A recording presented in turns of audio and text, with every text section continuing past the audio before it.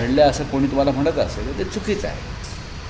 मी या पक्षाच्या स्थापनेपासूनचा सदस्य आहे, एवढंच सांगतो. मी माननीय बाळासाहेब ठाकरे यांनी स्थापन केलेल्या पक्षाचा माझा जन्मापासून मी सदस्य आहे. बाळासाहेब ठाकरेंनी स्वतः बाळासाहेब ठाकरेंनी ज्यांना नेते म्हणून नियुक्त केले त्यातला मी एक आहे.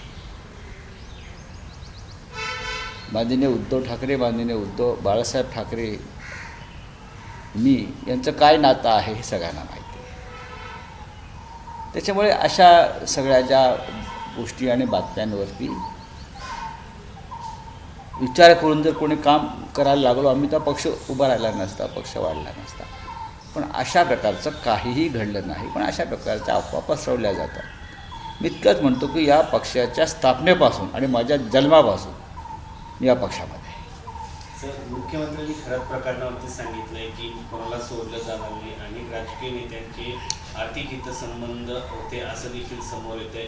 वेगवेगळ्या माहिती समोर येत आहे. मुख्यमंत्री किंवा पोलीस खातं ह्यांना आता शांतपणे काम करू द्या. रोज या विषयावरती चर्चा करून इतर महत्त्वाचे विषय महाराष्ट्रातले आणि देशातले त्याच्यावर पाणी टाकण्याचे उद्योग आता करू नये. पण तपास चाललेला आहे. तपास चाललेला असताना तपासावरती संशय व्यक्त करणं योग्य नाही. इतकंच मी सांगतो. सर, सुनेत्रा पवार ह्या अजित पवारांच्या निधनानंतर प्रफुल्ल पटेल, सुनील तटकरे आणि ब्रिजमोहन श्रीवास्तव यांच्या सहीने एक पत्र निवडणूक आयोगाला दिलं गेलेलं होतं. हो, मग असं आहे त्यांच्या पक्षाच्या नेत्यांना हे प्रश्न विचारा.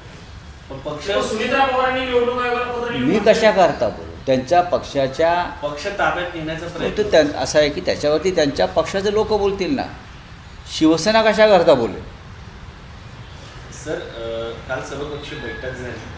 बैठकीमध्ये वेगवेगळे मुद्दे मांडण्यात बघा, त्या बैठकीला जर प्रधानमंत्री मोदी उपस्थित नसतील तर त्या बैठकीला काही अर्थ नाही.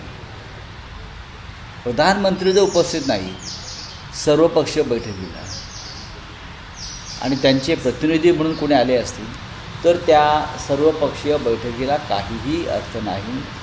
खरं म्हणजे जर प्रधानमंत्री येणार नव्हते अशा वेळेला आम्ही सगळ्यांनी तिथे जायचं टाळायला पाहिजे होतं. ठीक आहे, चलिए. सर, हिंदी में जानना चाहेंगे कि प्रधानमंत्री नहीं थे बैठक में, लेकिन सर्वपक्षीय बैठक अगर प्रधानमंत्री सर्वदलीय बैठक में नहीं है